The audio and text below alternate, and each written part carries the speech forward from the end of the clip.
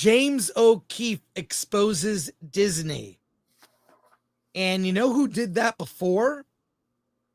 I want to show you, Alan.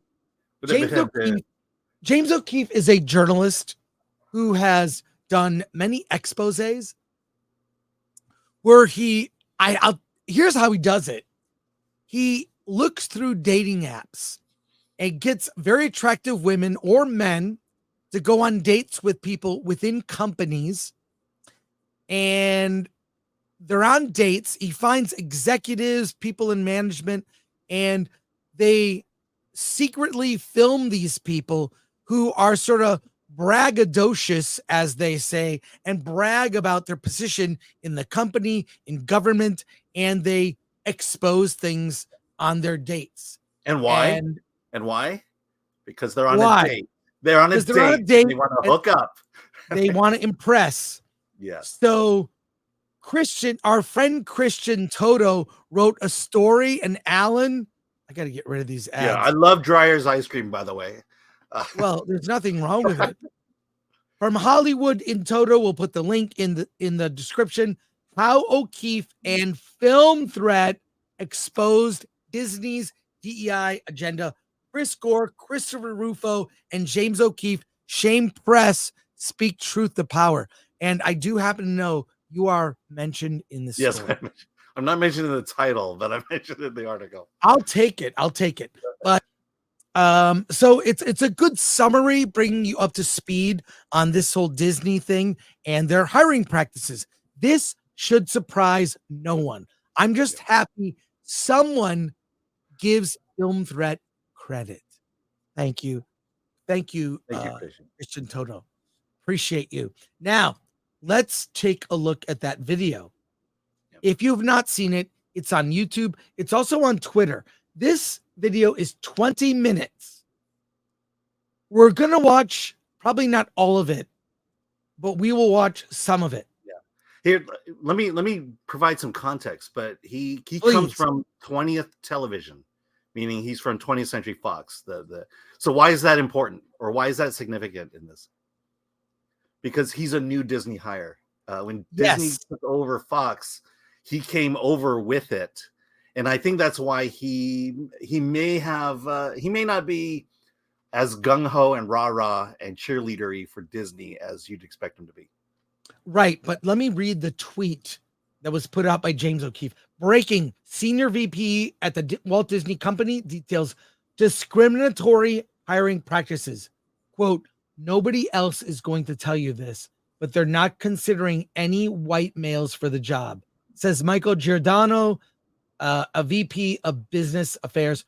Quote, there's no way we're hiring a white male. He reveals Disney uses code words and buzzwords to avoid legal action, and even mentioning a candidate being rejected for not looking black enough.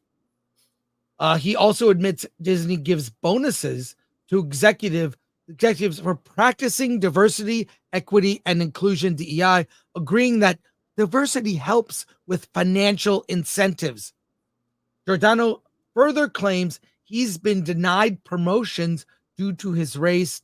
Stay tuned for the Disney Tapes Part 2. Let's watch this together. And I want to get your comment, Alan.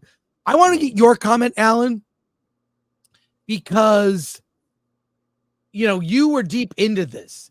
People were sending us links, showing us this stuff. This is not a surprise. Before we watch this, Alan, I want your comments on the tweet and what we're about to see.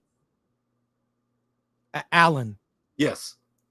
Your comments on what we're about to see. I thought you were going to play it, and then you were going to ask me for my comment. I want it before I'm setting the table for us to watch it. Yeah. I'll just say that very early on in my life, in the 80s, when I went to college, I realized that all this talk of racism, affirmative action was all bullshit. And the reason I knew it is because it applied to everyone but Asians. And it was like, you realize that all this talk and all this, we love people with diversity, we want diversity, blah, blah, blah, didn't apply to Asians. And it was that point that I realized I could never A, I could never be a Democrat, and B, it's just, this stuff doesn't surprise me, and I knew it. I knew it since I graduated from high school a very long time ago.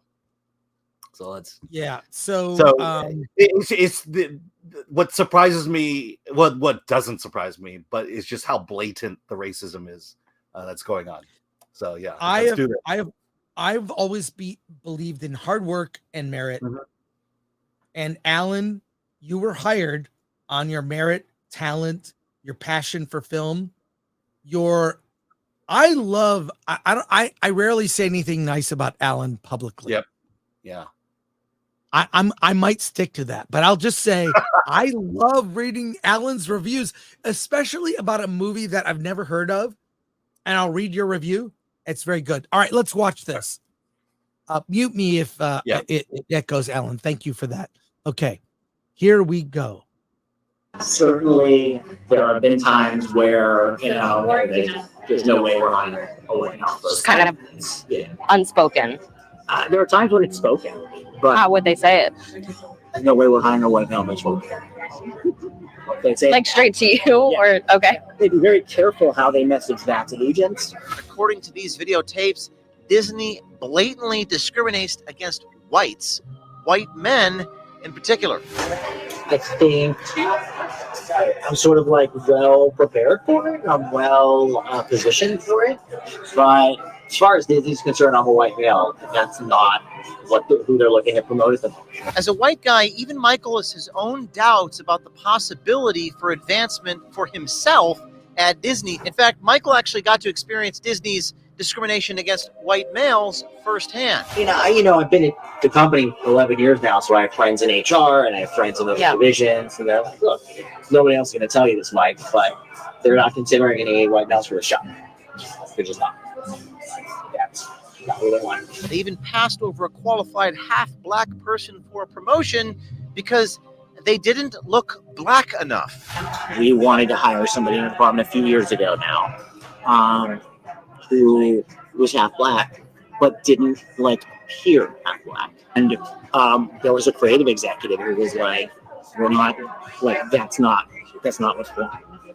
Like they wanted somebody in meetings who would appear a certain way, and he wasn't gonna bring that to the meeting. I mean, it kind of feels like we're at some point there's going to be a lawsuit. That's kind of how it feels, just because of And that is a lawyer talking. So how does Disney explain pushing these discriminatory practices? They use code words and buzzwords. I'm guessing that there's a acceptable code words and buzzwords that are used to explain what they're looking for. They might say something like, look, we're not looking at the usual suspects for this job. So it's not a legally actionable thing, but everybody knows what it means. They, for writers and actors, you hear all the time, they're like, Oh, you're muted. Already been said. Oh, no, you were muted. So whatever you just said. No worries. So let's comment on what we've seen so far. This is only 2 minutes in. It's a 20-minute video. We will put the link in the description. Not a surprise. None of this is a surprise. And if you still look at the upper management, Bob Iger is the head of Disney. A lot of the high up management are the usual suspects, and then it's like the below people, middle management. They're bringing in all this. It's like Disney's creating its own plantation. What do you think about that? Oh yeah, good analogy there. Yeah. I'm glad you said it, not me. Yeah. The thing that stuck out, and I'm pretty sure everyone feels the same thing, but the fact that they passed up a half black person because they didn't look black enough, which tells you your skin color is everything. Is 90% of your qualifications is your skin color. And if you are unfortunate to have gotten, more genetics from your white parent than your black parent, you know, I mean, how, you know, it's like, how have we come this far? You ask that question and immediately you think to yourself, well, I know how we got here. As much as we're surprised, we're not surprised. And that's the whole thing that comes out of this video. It's like, we knew this. Yeah. Let's continue watching, but it's weird. Like, Amanda Stenberg is apparently half black enough, but this other guy wasn't. Let's keep going. Looking to hire writers and actors who bring diversity. I'm not looking to bring on any more clients who are Please unmute me, Alan. I will say from my personal experience.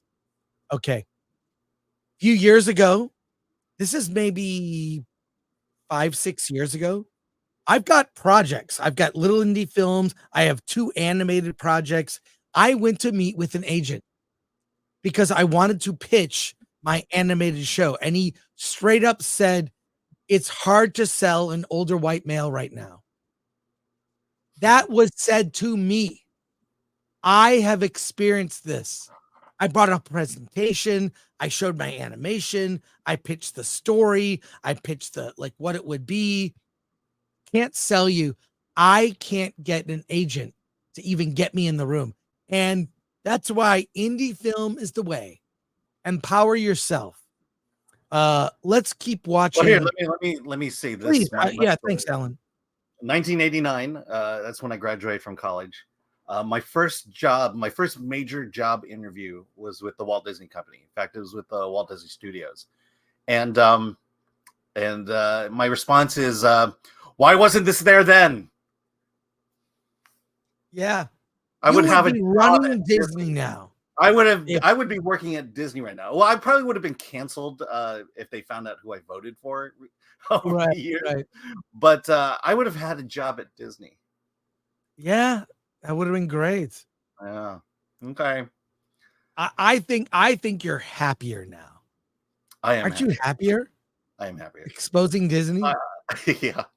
And let's just say it would have been. It was nice not to work for the company because the magic of Disney lasted a very long time. Well, I think up until 8 years ago. I think what we saw are the highlights. Let's get a little deeper into it, and then we're gonna go to your comments. Here we go.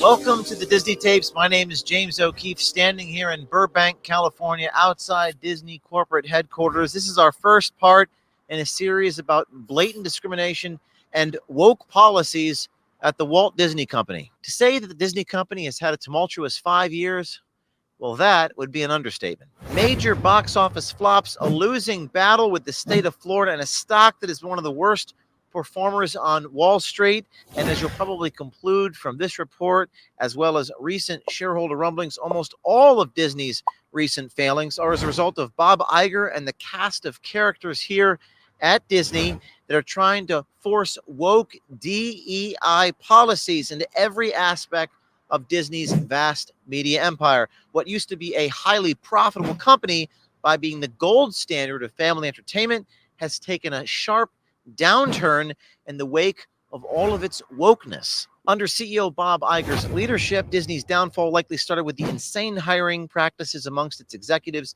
and creative teams. One of their top senior vice presidents claims that they not only discriminate against white men when recruiting and hiring middle management, they actually give bonuses for hiring and retaining employees that are specifically not white. According to these videotapes, Disney blatantly discriminates against white men in particular.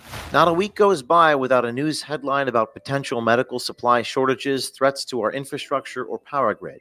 And you remember what